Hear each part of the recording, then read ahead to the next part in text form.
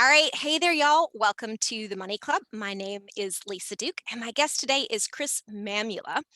Chris is, we were just saying, kind of a fi-lebrity. So he's a celebrity within the financial independence retire early community. He used principles of traditional retirement planning combined with creative lifestyle design to retire from a career as a physical therapist at age 41. Now he draws on his experience to write about wealth building, DIY investing, financial planning, early retirement, and lifestyle design at Can I Retire Yet? He's also the primary author of the book Choose FI Your Blueprint to Financial Independence. So, Chris, welcome. Thanks for having me. It's a pleasure to talk to you. Yay, I'm really excited for this conversation because I think in the fire community, we're very good at talking about sort of the Dave Ramsey part, right? The cutting your expenses, living below your means, paying off your debt. And then we're also pretty good about the next piece, which is investing, right? Taking that money once you have a little bit of margin opened up in your income and you've got your debt taken care of, you take that money, start piling it into your retirement accounts, maybe after tax investing. But I find a lot of folks when they get either too fi or close to fi, they start sort of thinking, well, what now? Right? Is it maybe I kind of like my job? Is it okay for me to keep working? Or maybe I want to do something else for money. Is that allowed? Am I taking money from other people if I charge money for my services, even though I don't need the money to live on? So there's like this whole extra level of mindset work. I think once you're fi or close to fi, that comes into whether or not it's okay to earn more. So is that something that you've personally encountered and had any challenges with? Oh, absolutely. So you mentioned in the bio that my home on the internet is at caniretireyet.com is my blog. But I did not start that blog. I started as a reader, and I think I was just kind of asking that question: Can I retire? I was kind of burnt out. I was a physical therapist. I didn't hate my job. I just kind of, I would say, I was maybe bored with it, and so I came with this idea that I just wanted to retire because that's what you do. You work or you retire. And so it was, how do I get to that point? How do we save money faster? How do we invest better? All those questions. And I honestly, I don't think I gave it enough thought. I think like most people, they just think you work your whole life and you retire at 60 or 65. And for as quote unquote, like radically different as the fire community is, we're not really doing anything that much different. We're just compressing it and saving a lot more and a lot faster so you can retire a lot earlier. But I think like as you get close to that, I kind of just step back and say, like, is this really what I want? And like I think it's important to ask, like, if I choose this, you're getting a new lifestyle, you're leaving your work, but like, what am I giving up and what am I sacrificing? And so I think those are the questions that I'm 3 years into this. And I'm still kind of wrestling with that right now. Mm. So you got to a point financially where if you wanted to, you could live off your assets, but you've been working on other projects since then. I know you mentioned the blog. We talked a little bit about the book. Um, I assume those are bringing in streams of income. Are there other things that you're doing to bring in money in retirement? So me personally, I am not, Hmm. but my wife still works part time, and I think kind of where we got to is like I really think if you're saving enough money that you're going to retire at 41, it's kind of like diet, right? So Mm, if you go on a crash diet, yeah, you can eat no calories for a long time, or you can work out like crazy for a short time, but eventually, like that's not sustainable. And I think it's the same if you don't love saving money, like if it's not a position of comfort, you're not going to stick with it. Maybe you'll do like the Dave Ramsey thing, like you mentioned, to get out of hmm. debt. But then a lot of people, I know people that have done that program, and then they don't go on to say they kind of live ordinary lives. So to be able to save a higher rate like we did, we basically lived off of one of our salaries and saved 50% for 16 years. You Hmm. don't do that by scrimping and sacrificing. You do it because it gives you a feeling of comfort and security. And so then when you get to that retirement and now you're spending down your assets, it's like as we start to approach that, it's terrifying. And so you Yeah. go from this mindset of abundance, like I'm saving half, and if an emergency comes up, if we need a new car, even we could buy one out of cash. If we want to go on a big vacation, like we went to the Super Bowl. I grew up in Pittsburgh, where kind of the religion there is Pittsburgh Steelers. And so like after my whole life of watching them struggle, they went to the Super Bowl in Detroit, and I was like, Mhm. I'm gonna go. And we did. We went and scalped tickets. So like I was able to live that type of lifestyle with abundance. And then you get to retirement, and now you're all of a sudden you're like talking about spending down your income or spending down your savings to create an income, and like living on a budget, which we were never really tight budgeters. Yeah, and it was kind of terrifying. So Yeah, we both elected to do things that are enjoyable, that bring in money. So again, my wife works part-time. She works for a Mhm. company out of Washington, D.C. But we now live in Utah where we live in the mountains and ski all the time. So she has a ton of flexibility. And then I write the blog and I have some money from the book, which is definitely not passive income, but it's a lot more flexible. I can do it on my schedule and on my terms. Okay, so you've got like those three streams of income: her Mhm. part-time work, your blog, and the book. And are there other things that you're thinking about, or is that kind of plenty for somebody who doesn't technically need to work for money? No, I would say that's too much. I think where we're at now, the big challenge for us is healthcare. So for my Yeah. wife, it's kind of like what comes next for her. How long does she want to keep doing that? Mhm. Because that's how we're getting our healthcare. Mhm. And then for me, the blog really hasn't brought in much money. And then the first 2 years, I was just working on the book. So this is like in 2020, last year was the first year I've ever actually made a five-figure income. And so I'm Mm. not making a lot. I think people have this perception that like fire bloggers don't really retire. They just go and make $100,000 a year off their blog, and that's definitely not the case for me. Mm. But it's enough that it does kind of give us that abundance where we're not drawing down as much. And so, if my wife completely left, and we could live off of my income plus just the income from our portfolio without really drawing down. So again, it kind of gives that feeling of security when we get Yeah. to that point.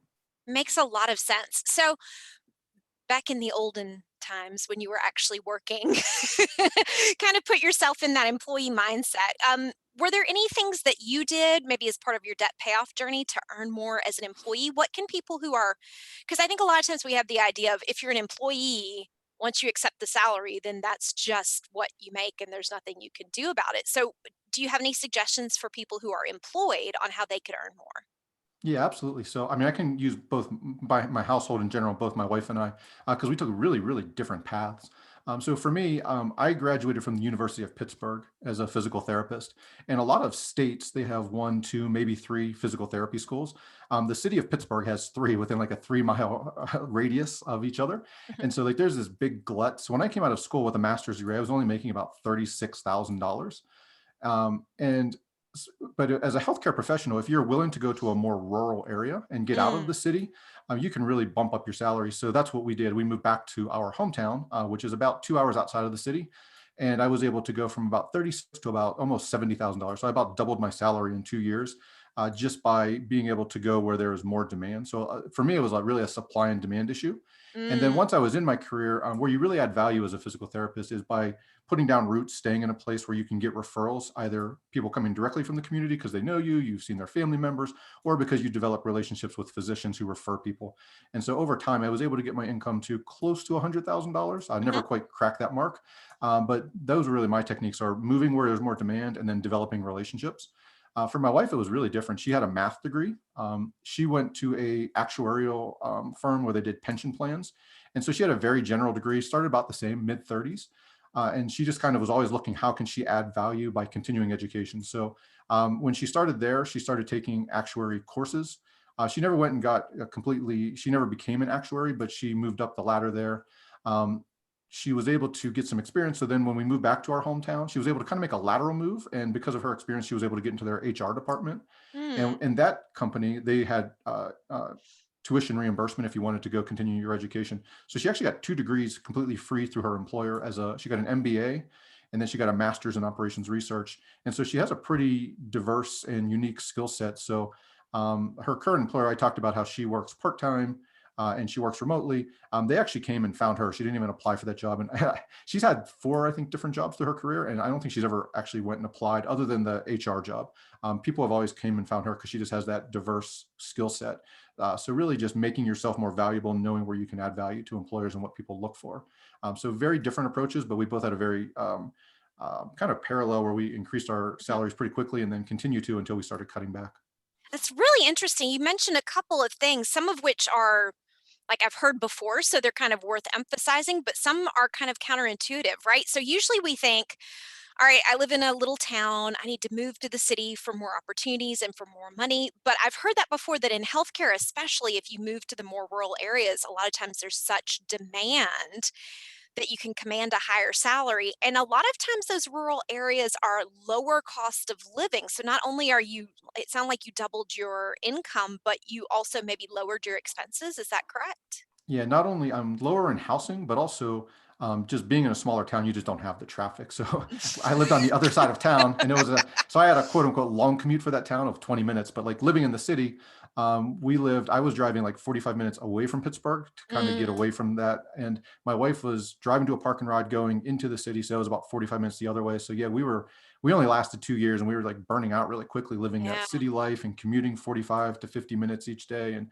working long hours as new professionals. So yeah, we improved our quality of life while living a lot cheaper and Mhm. making more money. So it was a kind of a win-win-win. Yeah, that's good. And then with your wife, you mentioned increasing education, which is again like kind of a traditional path that we're taught. But the tuition reimbursement makes that a lot more attractive. And then I've heard this one before too, but it's worth mentioning having a unique skill set. Like I have a friend who's an art professor, but she also went and got a master's in teaching English as a foreign language, as a second language. And putting those two together is really unusual because she tends to bring in a lot of, I don't even know exactly, art related things, right? Like we may not have a common language within the classroom, but everybody knows what red is. We just have a different word for it. So, Mhm, a lot of times when people are able to bring together two or more unusual skills, less competition, more demand, that can be another way to earn more as an employee as well. So, what about as an entrepreneur? What have you seen? Maybe just with other people in the fire community or in your own experience, people that are, and I consider blogging and writing entrepreneurial, right? So, mhm. do you have any suggestions for people who want to earn more as entrepreneurs? I mean, just speaking to my personal experience, I would say probably the most important thing that I've done is just building a network Mm, of other people who, and I think that that's something that you really have to be able to be patient with. And I think that as you have some financial independence, that makes that a lot easier because when you're hustling and you have to make a buck. But I was able to really take the long view from the beginning. I blogged at my original blog for 4 years. I never even put an ad up. I never did anything to monetize it, and it was really a lot about just building relationships, building friendships. So a lot of kind of the bigger names in the fire community are people that were starting when I was. So I had friendships mhm, going way back. And then just if somebody would write a book, that's how I mentioned that I write now for Can I Retire Yet? But that was not my blog. So Derek Kirkpatrick, he started that, and I was a longtime reader, and I saw he was writing a blog.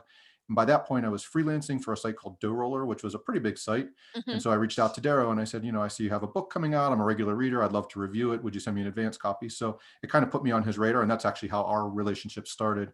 JL Collins, who's very popular in that community, he wrote a great investing book. Same thing, I was a fan of his. I saw he had a book. I reviewed his book, and then he ended up doing a very nice blurb on our book.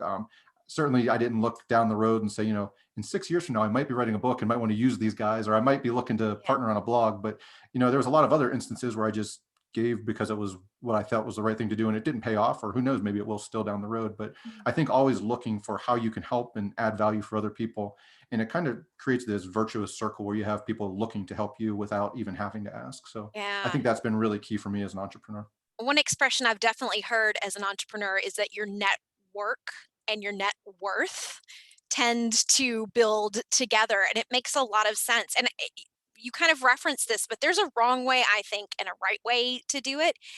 And I do understand, like you were saying, sometimes people are in the hustle, they're desperate, and all they can think about is like, I've got to hurry up and get through this so I can, make enough money to eat. And I yeah, respect the hustle. But I've had some bad networking experiences. I was on a networking call with somebody one time, and the idea is, right, like I let you talk about you for a while, then you let me talk about me for a while. Maybe there's a match, maybe they're not, but there might be something 3 years down the road. I might tomorrow hear about somebody who's interested in your thing and I send them to you. She took the entire time talking about herself and, to fall into a stereotype, her network marketing company. Never asked me a thing about me. And I was kind of trying, right? Like at about the halfway mark, I started trying to kind of jump in and be like, okay, cool. That's enough about you. How about me? She just the entire time, and I don't think it even occurred to her that she didn't ask me. And even as a selling technique, right? It's actually good to ask your prospect, if I were a prospect, some questions and, kind of weave their answers into your pitch. But she was just like, fire hose of stuff I didn't want to know about for an hour. And it really turned me off on her, on the company. She had a group of women that she was putting together, and I all of a sudden was really too busy to be involved with the group. So I understand where it comes from, and I get that urge. But if you really treat it as this is a human and I'm interested in them as a person, and I would love to get something out of it right now today. I would love to get something out of it, a year down the road. Maybe it'll be a referral. Maybe I'll get nothing out of it. And it was just nice having, a human experience. But I think when you have that approach of like, let's just connect, you tell me what you do, I'll tell you what I do, we'll see where it goes, you can definitely find synergies and opportunities to work together later, even if it's maybe not what you had hoped for the first time around. So I think that's really important. So, anything else you can think of along this theme of earning more? Maybe any kind of mindset things that you see people mess up on or that gets in people's way? Any stories or anything you can think of that might be good to share with our audience? I think just the overall, like the overarching theme of like my career and my wife's career and kind of how we've approached things. Um, I just kind of avoid like the black and white rules, like you should go to college, you shouldn't go to college, anything like that. I really think I just view everything that kind of as an investment, like when you're looking at continuing your education or starting a business. And so it really kind of depends, what are you putting into it, and then what are you going to get out of it. So my wife and I kind of told you how we got a couple of our degrees already, but we between us we have 6 degrees, and we both came Wow. from pretty meager backgrounds, Hmm. and we had a total of about $20,000, a little less than that on her bachelor's student debt, but she got her other two for free. I got mine. My parents helped me with my bachelor's. I had scholarships. I have a third degree paid for by an employer. So just kind of looking for creative ways to do that. And then again, like just looking for ways to add value to other people. And then, those opportunities will come back to you. So I think always looking at just looking at everything as an investment. How can you provide more value for other people? And then that makes you more valuable. And that's how you're going to increase your salary and develop skills that are valuable. Yeah, I think that's excellent advice. So, if someone wanted to learn more about you, the blog, the book, where can they find you after this interview? Yeah, so I think it depends where you're at in your journey. People that are kind of just intrigued by the whole idea of financial independence, retire early, and just getting started. My book that I wrote with the guys that do the Choose FI podcast, it's called Choose FI: Your Blueprint to Financial Independence, and it really is going to walk people through, giving them a lot of the principles of different people who have taken different paths to get to financial independence quickly. And so that's a great place to start. And then my blog is called Can I Retire Yet?